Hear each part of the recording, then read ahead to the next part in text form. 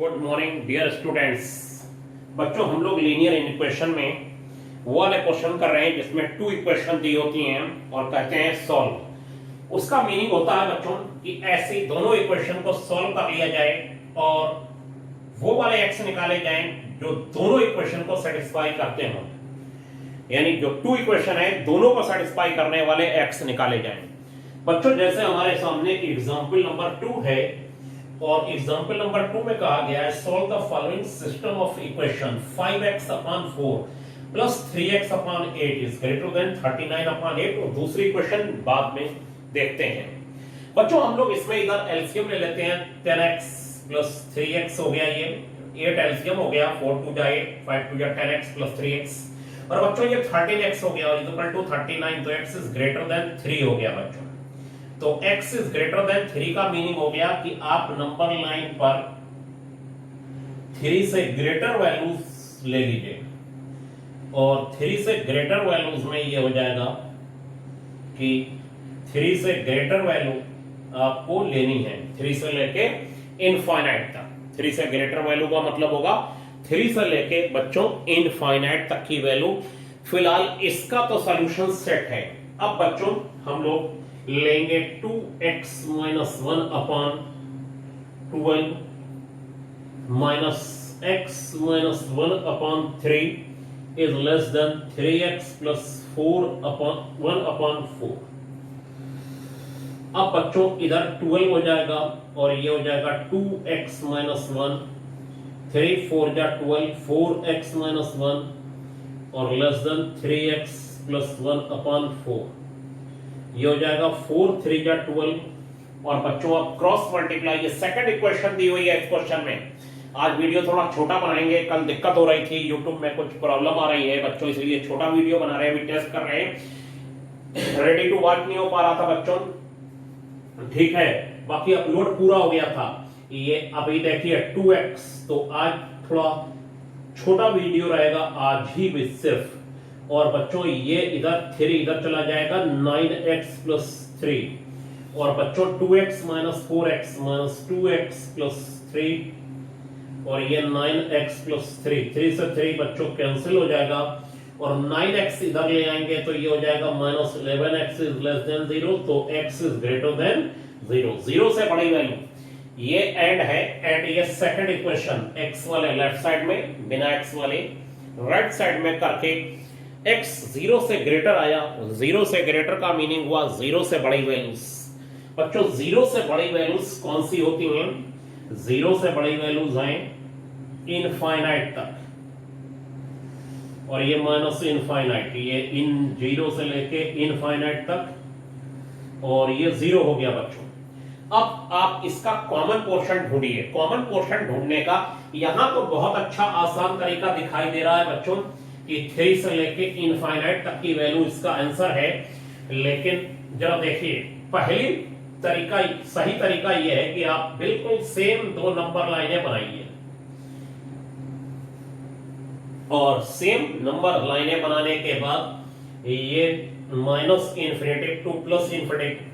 और पहला वाला कहता है कि वो 3 से लेके इन्फिनिटी तक की वैल्यू है, 3 से लेके बच्चों इनफाइनाइट तक की वैल्यू है, 3 से लेके इनफाइनाइट तक वैल्यू है, ठीक है। और दूसरा वाला रिजल्ट कहता है बच्चों कि ये बिल्कुल इसी के नीचे 0 बनाया और वो है 0 से लेके इनफाइनाइट तक की वैल्यू, 0 से लेके इनफाइनाइट तक की वैल्यूज।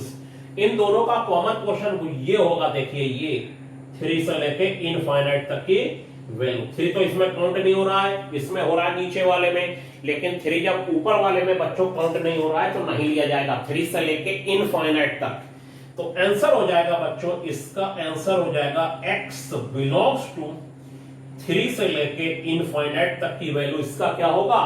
आंसर होगा। ये इसका सॉल्यूशन सेट हो जाएगा। जो दोनों का कॉमन पोर्शन है, ये पोर्शन दोनों इन इक्वेशन को सेटिस्फाई करेगा बच्चों, दोनों इन इक्वेशन को सेटिस्फाई करेगा। अब हमारे सामने बच्चों एक क्वेश्चन है एग्जाम्पल नंबर 4 और एग्जाम्पल नंबर 4 में ये कहा गया है कि -11 इज लेस देन और equal to 4x - 3 less than और इक्वल टू 13।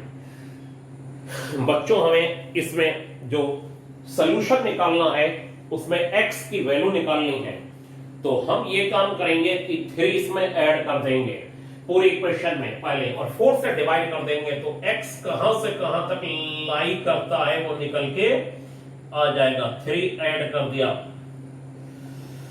ये और ये कैंसिल, तो ये हो गया -8 और 4x और ये बच्चों 16 हो गया। 16 हो जाने के बाद 4 से डिवाइड कर देंगे तो ये हो जाएगा x। तो बच्चों x कहां से कहां तक लाई करने लगा, आंसर हो जाएगा x जो लाई करने लगा वो हो जाएगा -2 से लेके 4 तक, वो भी बच्चों क्लोज्ड इंटरवल। कैसा इंटरवल? क्लोज्ड इंटरवल, क्योंकि वो इक्वल है तो x बिलोंग्स टू आ गया बच्चों। अब जैसे कि 5th एग्जांपल है बच्चों, 5th में कहा गया है -5 is less than or equal to 2 - 3x upon 4 is less than or equal to 9 बच्चों। और इन्होंने कहा है इसका सॉल्व करना। सॉल्व का मतलब है x कहां से कहां तक लाई करता है, तो ऐसे क्वेश्चनों में हम लोगों को बच्चों ये करना चाहिए 4 से हम मल्टीप्लाई कर दें और 4 से मल्टीप्लाई कर दें तो ये -20 और ये हो जाएगा 2 - 3x।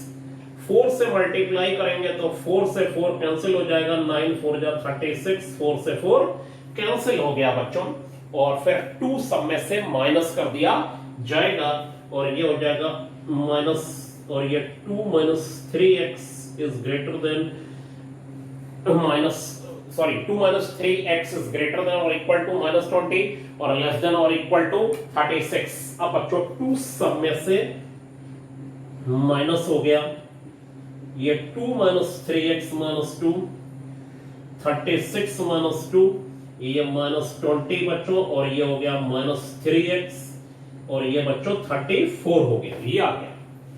अब -3 से पूरी इक्वेशन को डिवाइड कर दिया जाएगा तो बच्चों साइन भी चेंज हो जाएंगे। क्या हो जाएगा? साइन भी चेंज हो जाएगा।